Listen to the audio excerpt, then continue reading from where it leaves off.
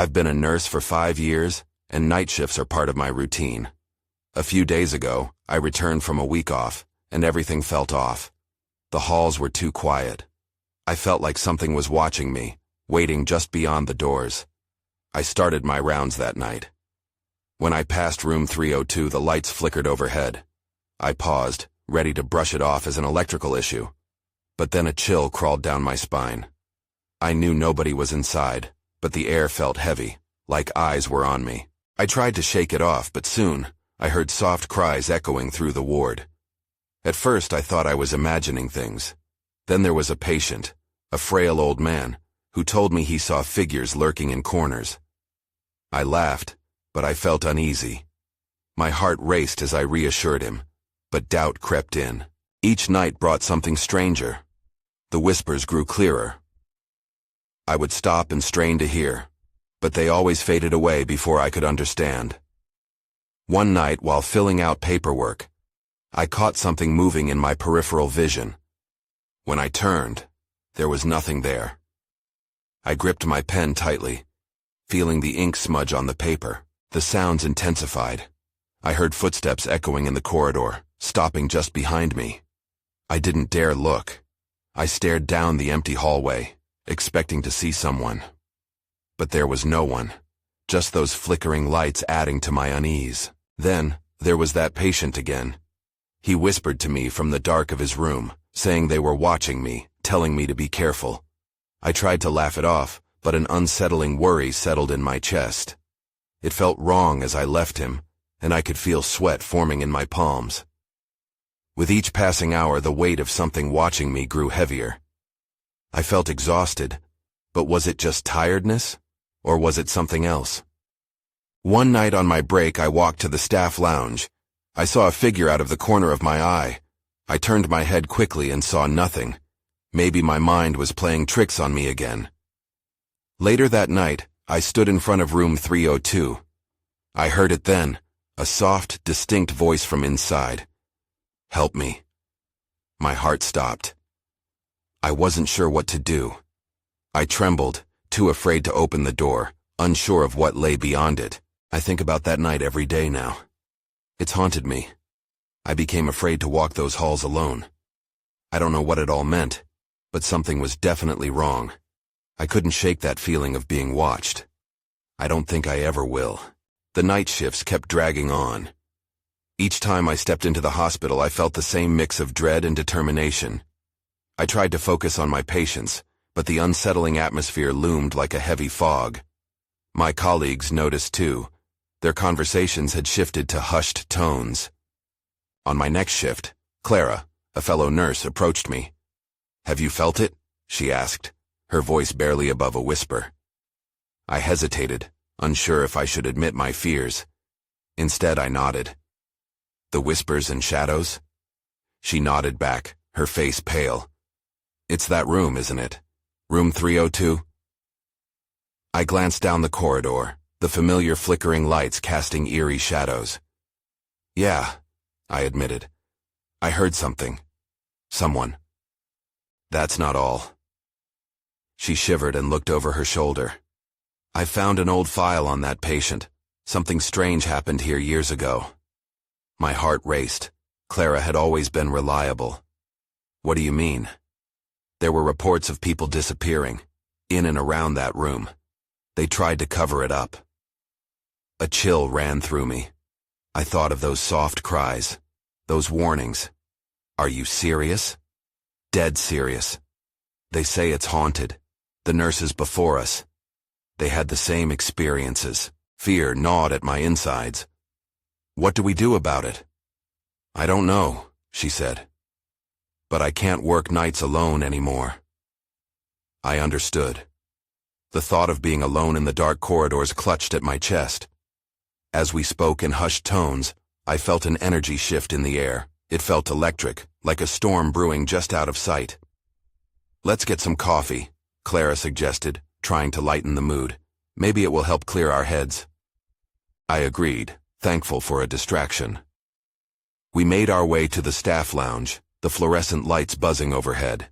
But as we walked, I couldn't shake the feeling that something was trailing us, lurking just outside the light. As we entered the lounge, I caught a glimpse of something in the corner of my eye, a fleeting shadow darting out of sight. My breath quickened. Clara noticed and frowned. "You okay?" "Did you see that?" I asked, but I didn't wait for an answer. I rushed to the window, peering into the dark parking lot, my heart pounding. Nothing seemed amiss. "Jess?" Clara called softly. "Let's just take a break." I forced a smile but felt our brief moment of comfort slipping away. The weight of the unknown pressed down as I sipped my coffee, trying to keep my mind away from room 302. But even in that small act of normalcy, a nagging thought lingered. What if the darkness beyond those doors was coming for us? Just as I was about to share my concern with Clara, the lights flickered again. And this time, in the reflection of the window, I saw a dark figure standing there, staring back at me. I gasped, my heart in my throat. I turned to look, but once again, there was nothing there. The room felt colder. "We need to go back," I said, panic rising in my chest. But Clara wouldn't meet my eyes. She was staring at something behind me, her face pale. I glanced over my shoulder, dread wrapping around me. That's when I saw it. The figure loomed just outside the staff lounge, its outline barely visible in the dim light. My breath caught in my throat. It wasn't a trick of the light. It felt intentional, watching us. I lost my ability to think clearly for a moment. I turned back to Clara, but the expression on her face made my blood run cold. "Jess," she whispered, her voice shaking. "What is that?" I felt the hairs on the back of my neck stand up. "I don't know," I stammered, not daring to look back again. "Maybe it's a patient?" "Patients don't sneak around like that." Clara's eyes were wide, and I could see they held fear. Raw and real. Before I could respond, the lights above us flickered again, casting erratic shadows on the walls. I felt the air grow colder, thickening with something that made my skin crawl. I grabbed Clara's arm, and we backed away toward the door, the sound of our footsteps echoing in the vacant space. "We need to leave," I said, urgency pushing my words. I couldn't shake the feeling that we had wandered into something we didn't understand. We turned and hurried toward the exit, but I felt a pull, something tethering me back. The dark figure was still there, unmoving, and then it vanished. Just like that. One moment it was there, and in the next, it seemed to blend into the darkness of the corridor. I stopped. "Did you see that?" Clara nodded, her eyes darting around the now empty room. "It just disappeared." As we pushed through the door and into the corridor, I whispered, "We need to go to room 302. We have to know what's happened." Clara bit her lip, glancing back at the lounge. "Are you sure? What if it's been waiting there all this time?" I could feel my heart racing again, but I knew I couldn't walk away without answers. We can't let fear control us. Let's just check it out. Together. I led the way down the musty corridor. Every flickering light seemed like it was warning us, and every shadow danced as if taunting our resolve. When we reached room 302, my hands trembled against the handle. "Are you ready?" I asked Clara. "I guess we have to be." With a deep breath, I turned the handle and pushed the door open. It creaked loudly, sending a shiver through me. The room was dark, shrouded in an unsettling quiet. The curtains fluttered lightly despite the absence of a breeze, and the walls seemed to hum at a low frequency, vibrating with unspoken histories. "What do we do now?" Clara asked, stepping carefully inside. "Look for anything strange. Papers, objects, anything that might explain what we experienced." I began to search the room, noticing the medical equipment layered in dust as if it hadn't been used in ages. Then my eyes landed on the nightstand. A small, old-fashioned box sat there, half hidden beneath a soiled sheet. I felt a growing sense of dread. "What's that?" Clara pointed towards the box, her voice quaking. "I don't know," I admitted, fear curling around my chest once more. I approached the box slowly, my heart pounding, and opened it. Inside lay a collection of photographs. I pulled one out, and my breath hitched in my throat. The face looking back at me was hauntingly familiar, It was someone I knew from the hospital. But she had vanished years ago. That was when I realized we weren't just facing ghosts of the past. We were staring into the darkness of secrets that wouldn't stay buried. And just as I processed that, the lights flickered and went out entirely. The air grew heavy, and I heard it. A whisper, soft but clear. Leave. Now. Clara gripped my arm tight as panic surged through my body. I knew we had to escape. "We need to get out of here," I yelled, feeling the pull of the dark become urgent. But as I turned to leave, I glanced back. The shadow in the corner looked more defined now, and something inside me turned cold. We weren't alone anymore. I took a step back and froze, realizing that whatever had been waiting in room 302 was ready to reveal itself. I felt a chill sweep through the room, the whisper still echoing in my mind. Leave. Now. I knew we couldn't stand frozen like statues any longer. "Clara, let's go," I urged, pulling her toward the door. As we rushed, I could sense the shadow shifting, almost slithering closer. My pulse raced and my instinct screamed at me to hurry. The door didn't quite close behind us. A thick fog of tension hung in the air outside as we stumbled into the corridor. I glanced back, half expecting the figure to follow, but it remained behind us, hidden in the dark fabric of the room. "What was that?" Clara stammered, her voice barely above a whisper. "I don't know, but we have to find a way to make sense of this," I said, forcing my mind to focus. "What if it's connected to the nurse?" Clara's eyes widened. "You mean the one in the photo? What if she was involved in something bad? Then we need to find out what happened to her." I felt a mix of dread and curiosity. There had to be answers in this place. We rushed to the nurse's station, the harsh fluorescent lights buzzing above our heads as we navigated the empty halls. I hoped this would feel more familiar, but the isolation only heightened my anxiety. As we reached the station, the air felt thick, like stepping into a forgotten time. Clara leaned over the counter, her fingers tracing the dusty files. This must be her file. She pulled out a manila folder, and I froze, holding my breath. It felt like holding a ticking time bomb. "Open it," I urged, desperation snapping my voice. With shaky hands, she flipped the folder open. Inside were notes, dates, and reports. But there was also a small, yellowed newspaper clipping. Clara held it up, her face paling. The headline read, "Nurse vanishes without a trace." The date was only a couple of years ago.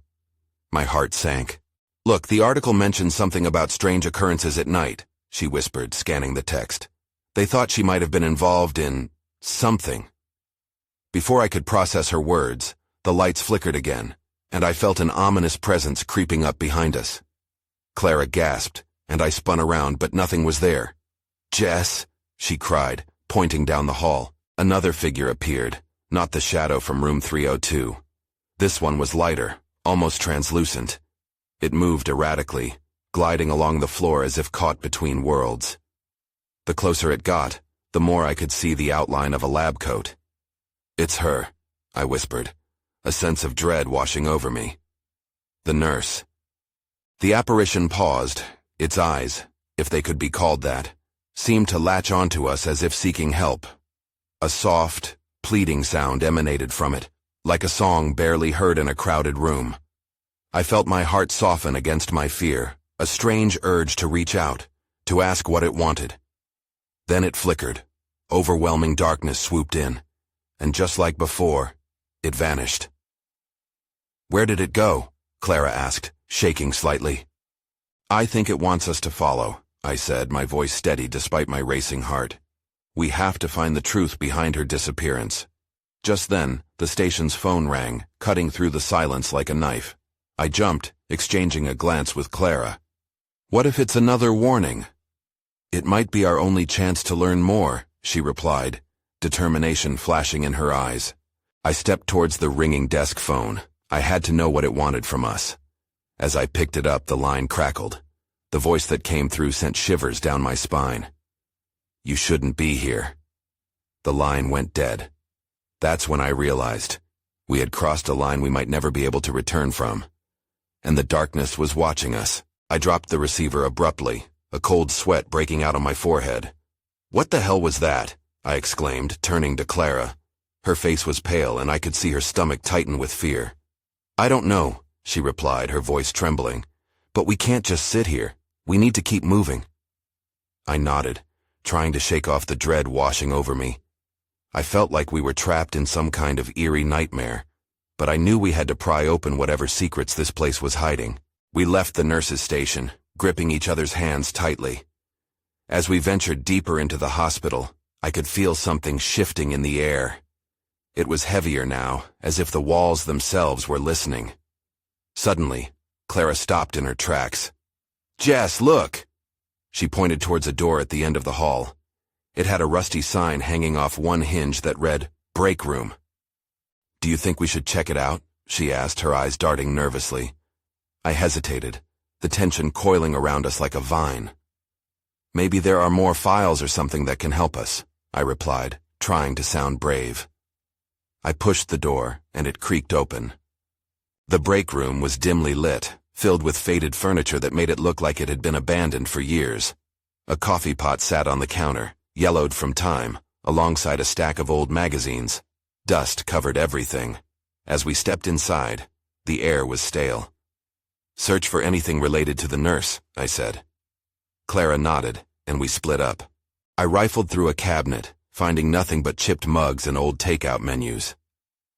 Clara was in the corner, her fingers skimming across the dusty magazines. I turned away from the cabinet, breathing heavily. "Jess, come here," Clara called suddenly, excitement lacing her tone. I rushed over, heart pounding again. "What did you find?" She held up a magazine with the same headline from the newspaper clipping, "Nurse Vanishes Without a Trace." It was an old issue, dated from just before the nurse disappeared. "That can't be a coincidence," I said. "What does it say?"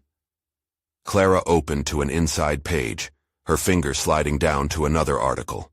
As she read it aloud, I listened closely to every word. "It mentions that she often spoke about feeling watched at night. She reported strange noises coming from the basement." "Great." I crossed my arms, unease creeping over me. "So we need to check the basement now?" "Yeah," Clara said, her determination shining through her fear. Before I could respond, the room went cold, the lights flickering again. The temperature dropped so quickly that I could see my breath fogging in front of me. I grabbed Clara's arm. "Did you feel that?" "Yes." She looked terrified, glancing around as if expecting to see something materialize. I took a step back towards the door. "We need to leave, now." As we turned to exit, the lights blinked out completely. In that instant, everything went dark. Panic surged inside me, and I grabbed Clara's hand, squeezing tight. "Clara, stay close." Just when I thought my heart would stop, I saw a flash. A faint glow from down the hallway, barely illuminating a figure. "Over there," Clara whispered intensely, her eyes focused. I could barely see, but I thought I recognized the outline. It was the nurse again, this time not translucent but solid, standing there as if beckoning us to follow. I knew we had to make a decision. But then the figure turned abruptly, disappearing into the depths of the hallway. I felt that mix of dread and determination rise in me again. "After her," I shouted, tugging Clara forward before fear could hold us back. As we followed, the darkness tightened around us, and I couldn't shake the feeling that this was only the beginning of a much bigger nightmare waiting to unfold. We moved quickly, my hand locked around Clara's as we ran after the figure. The faint glow flickered ahead, illuminating an unfurnished section of the hallway. I wasn't sure if it was my imagination, or if the light was genuinely drawing us closer. Clara's breath came in short gasps, her fear palpable in the chill of the air. "Do you think it's safe?" she asked, her voice barely a whisper. "I don't know," I replied, my own uncertainty gnawing at me. "But we can't stop now." As we rounded a corner, the light vanished. It was as if the nurse had slipped through a crack in reality. The darkness wrapped around us again, thick and suffocating. I felt Clara hesitate behind me. "Jess, what if we shouldn't be doing this?" "Clara, we need answers. We can't turn back now." I tried to sound confident, but dread pooled in my stomach as I realized how far we had drifted into this abandoned place. We kept moving forward, guided by faint whispers that seemed to crawl through the walls. It felt like the hospital itself was alive, buzzing with energy. Just then, I heard a loud clatter echo in the distance, startling us both. What was that? Clara's eyes widened, scanning the shadows. I have no idea, I said, my heart racing. Let's keep going. We cautiously stepped forward, and I noticed another door slightly ajar to our left. It was old and heavy, looking like it hadn't been opened in years. Hesitating, I nudged it open. The room was small, a storage area filled with dusty boxes stacked precariously high. As I stepped further in, the door creaked ominously behind us, slamming shut. I jumped, scrambling to push it open, but it wouldn't budge. "Jess!" Clara shouted, panic rising in her voice. "We're trapped!" "Calm down, it's okay," I urged, frantically pulling at the door. "Just give me a second." Then I saw it. A metal file cabinet shoved against the wall, slightly ajar. I moved closer, almost able to feel my heartbeat in my throat. I opened it, and the drawer screeched. Inside were old, yellowing files, the names of former patients scribbled messily across the top. "Look," I said, pulling out a few documents. "These could be important." But as we sifted through the files, shadows darted around the edges of my vision, and the air thickened again, suffused with a heavy tension. Then, from the darkness, a shadow lunged forward, coiling around my legs. I let out a strangled gasp, falling to the floor as Clara screamed. Beside me, I could see a dark figure forming, its outline flickering like dying embers. I tried to scramble backwards, but the form solidified, hovering above us. "Leave this place," it whispered, the voice low and distorted. "You cannot save her." My breath caught. "What do you mean? Who are you?" The figure didn't respond, instead growing more defined, a haunting visage of the nurse. I felt cold fingers gripping my throat, a surge of dread washing over me. Then, just as suddenly, the figure vanished, leaving only silence. I blinked, my heart in my throat. Clara was still by the door, her eyes wide with terror. What just happened? I don't know. I fought to steady my breath, adrenaline making my hands tremble, but I could feel it. The weight of whatever this was closing in again, darker and more suffocating. I glanced at the files sprawled around us, panic giving way to a rush of determination. "We need to get out. Now." Just as I turned to the door, it creaked open slowly, revealing the hallway once more, now eerily quiet. We had no more time to waste. And then, just as we stepped forward, Clara hesitated again. "Wait, Jess. What if we find her, and it's too late? Then we will know the truth. But we can't turn back." We stepped into the hallway together, uncertainty trailing behind us. Little did we know we were racing against time. And whatever had told us to leave was far from done with us yet. We moved cautiously down the hallway, the air heavy with an unsettling silence. The fluorescent lights flickered above us, casting eerie shadows that seemed to dance along the walls. I couldn't shake the feeling that we were being watched. Clara kept glancing over her shoulder, her eyes darting back and forth. "What if we just go back?" she said, her voice trembling. I shook my head, forcing myself to keep going. "We can't. Not now." As we walked, the whispers enveloped us again, rising and falling like a distant chant. It felt like they were calling us deeper into the hospital's heart. I paused, trying to listen closely. "Did you hear that?" Clara nodded, but her face was pale with fear. "Maybe it's a clue. We need to follow the sound." We moved forward, and soon we reached a dimly lit door at the end of the hallway. It was slightly ajar, and as we approached I could see that the whispers were coming from inside. The air felt charged, as if something significant lay just beyond the threshold. "Jess, I don't like this," Clara whispered, gripping my arm. I took a breath and pushed the door open wider. The hinges squeaked, sending an unsettling echo through the quiet. Inside was a room that had once been a nurse's station, but it was now filled with old equipment and neglected charts. The walls were lined with photos of patients and staff, their faces frozen in time, but the muttering continued. "Look," I said, pointing to a small desk in the corner. Papers were strewn everywhere, but one stood out, an old report with a name I recognized, Claire Thompson. "Do you think she could be the nurse?" Clara asked, her voice barely above a whisper. "Maybe," I replied, moving closer to read the report.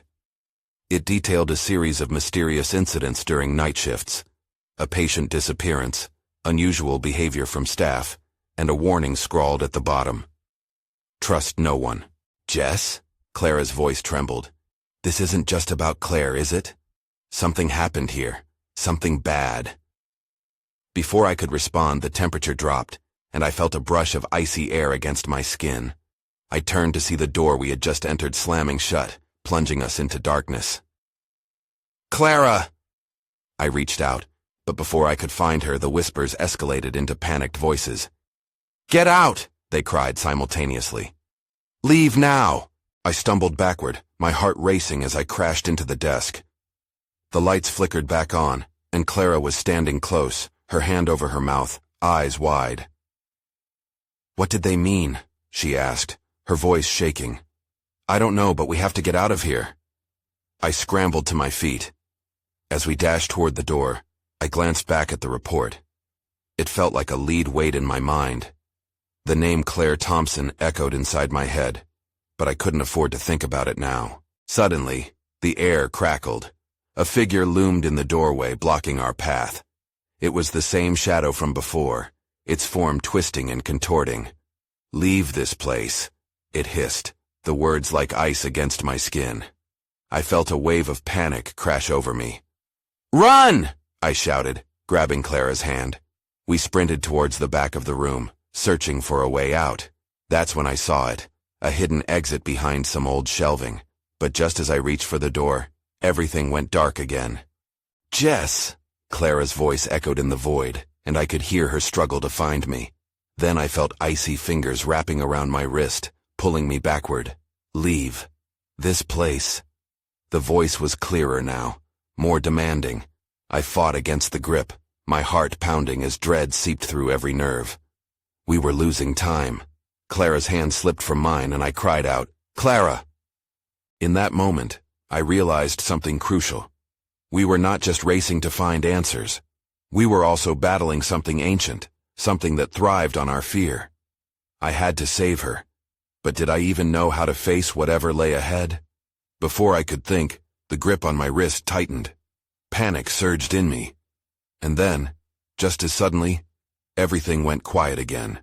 I blinked hard, trying to collect my thoughts in the sudden silence. The icy grip on my wrist vanished, and the darkness around me felt even more suffocating. I called Clara's name again, but my voice sounded small, swallowed by the shadows. "Clara, where are you?" I whispered, dread pooling in my stomach. There was no answer, just the echo of my voice bouncing back. I took a tentative step forward, heart racing. The air felt thick, almost as if I could cut it with a knife. I needed to find her, but every instinct screamed for me to run, to escape this place. Then, I remembered the hidden exit I had seen. If I could get to it. A surge of determination filled me. I turned around, trying to orient myself in the darkness. I felt my way towards the shelves, remembering their rough texture. Suddenly the whispers returned. "Not safe. Not safe." They echoed all around me, the voices a haunting lullaby that boomed within the walls. I pressed forward, my fingers brushing over the back of the shelving. That's when I found the door. My heart lifted slightly, but then dread crept back in. What if Clara was on the other side? What if I couldn't open it? I fumbled with the handle, feeling it give slightly. I pushed the door open and stumbled into a narrow corridor lit by dim, flickering bulbs.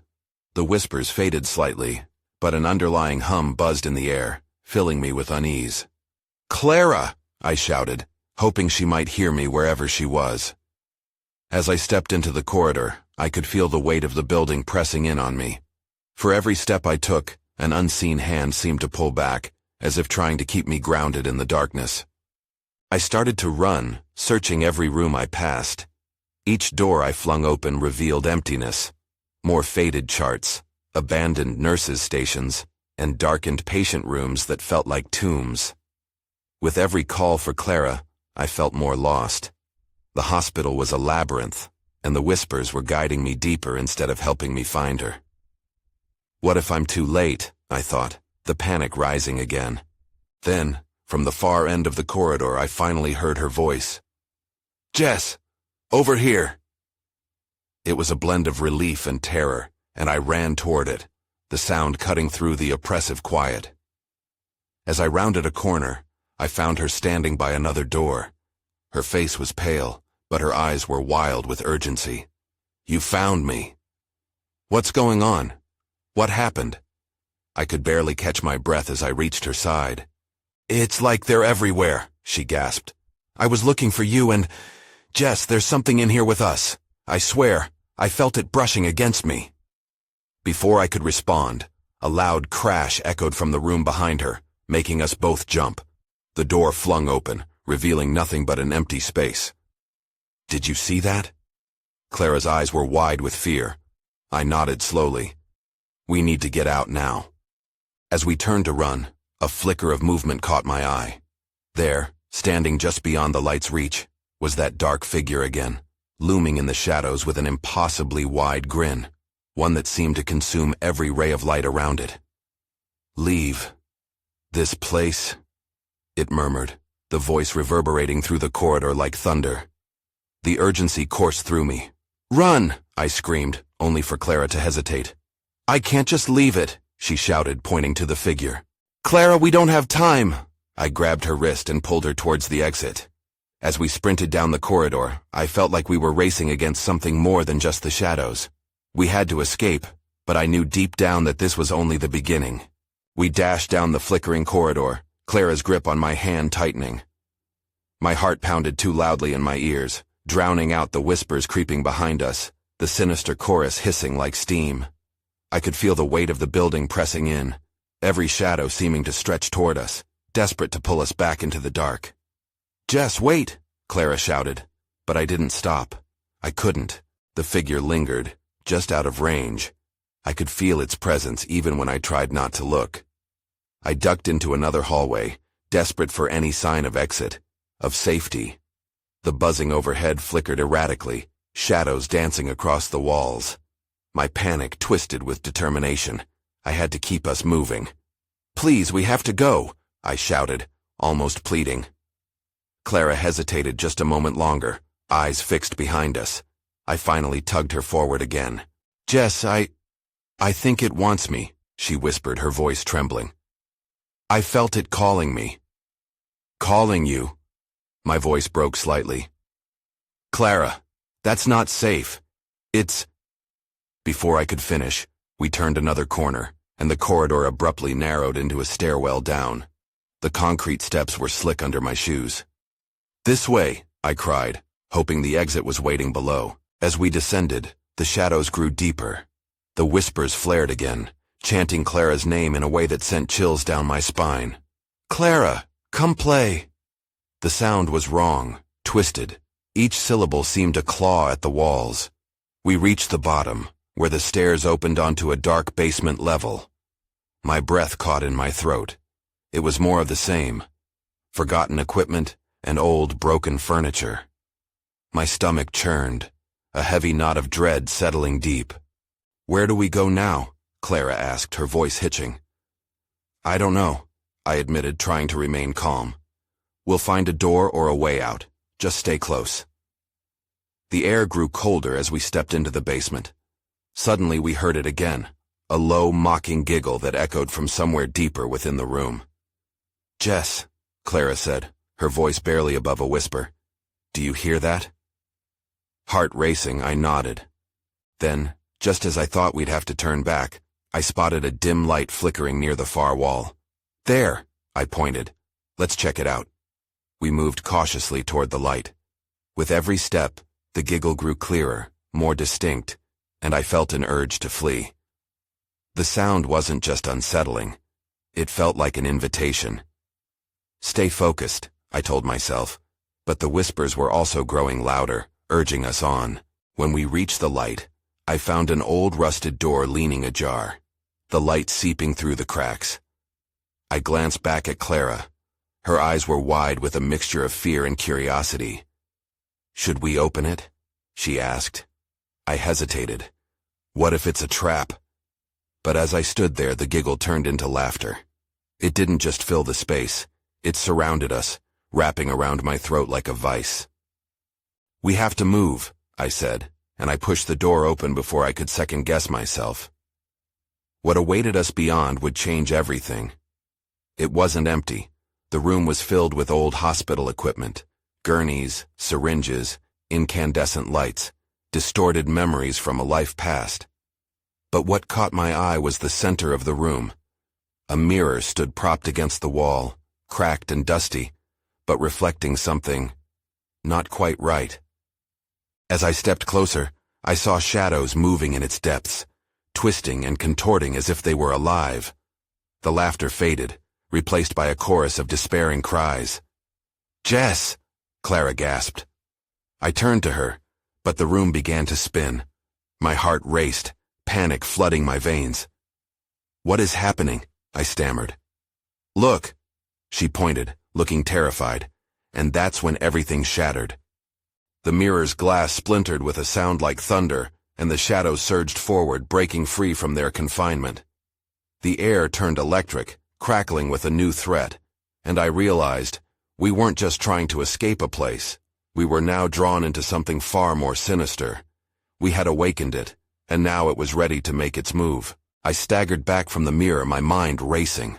The laughter turned into shrieks, swirling around us as the shadows burst forth like smoke, billowing into the room and wrapping around Clara and me.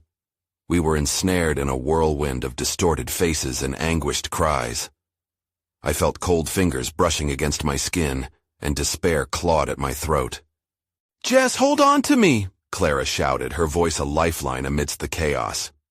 I reached for her hand, intertwining our fingers tightly, fighting against the wailing spirits that tugged at my very being.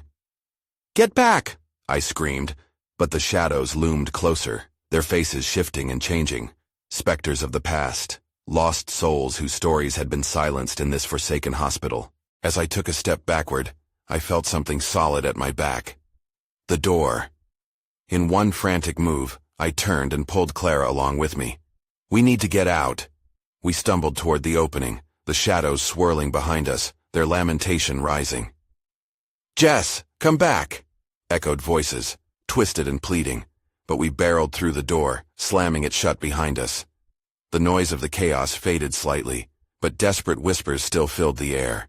We found ourselves in another corridor, this one lined with decrepit walls, but they felt infinitely safer than the shadowy chamber.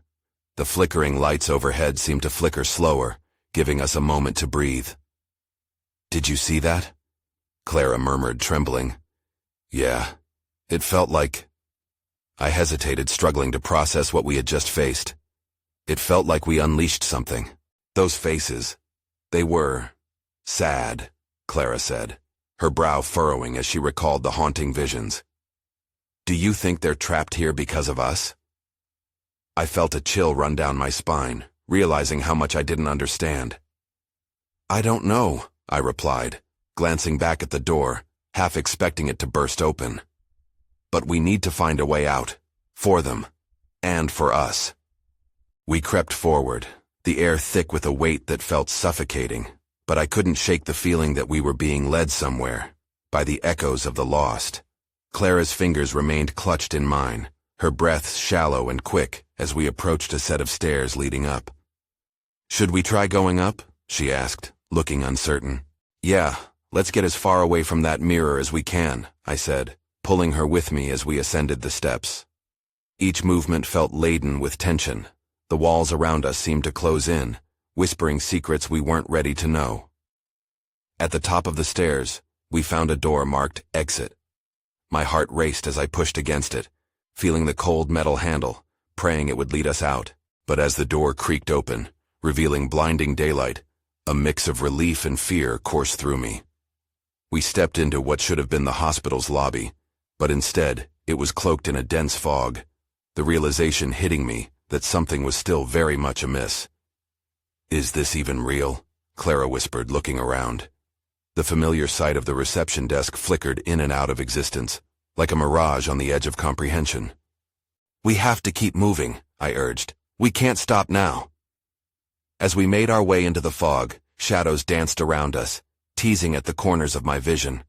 The weight of the unknown pressed heavily on my chest, and I couldn't shake the feeling that we'd only scraped the surface of something far deeper, something that wanted to keep us here forever. But then, I caught sight of a figure standing just beyond reach, a silhouette in white scrubs, looking eerily like the nurse from the photographs.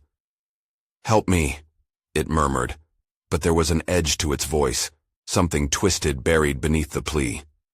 "Clara, do you see that?" I asked, my chest tightening. "Yes," she replied, her eyes wide with fear. "But it doesn't feel right." The figure beckoned us, almost strangely inviting, its features obscured by swirling fog. We stood frozen, caught between instinct and curiosity. Was this a guide or a trap? Every part of me screamed to run, but something deeper persuaded me to approach. "Wait!"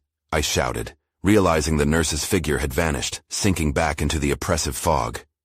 Where had it gone? And why did I feel an aching pull in my heart, an unshakable doubt about what I thought I knew? We continued to walk into the suffocating thickness of the mist, uncertainty shadowing our every step.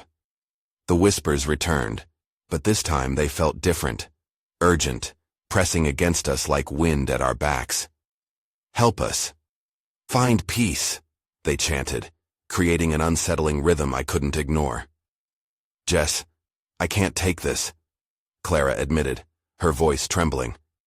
I could see panic flaring in her eyes, and I felt its grip tightening around my own heart. "We'll find a way out," I promised, not fully believing it myself. "We have to. If not for us, then for them." But as we pressed deeper, the ground beneath us seemed to shift. My certainty wavered, and a haunting question loomed in my mind. What if escaping this place meant leaving behind every soul trapped within it?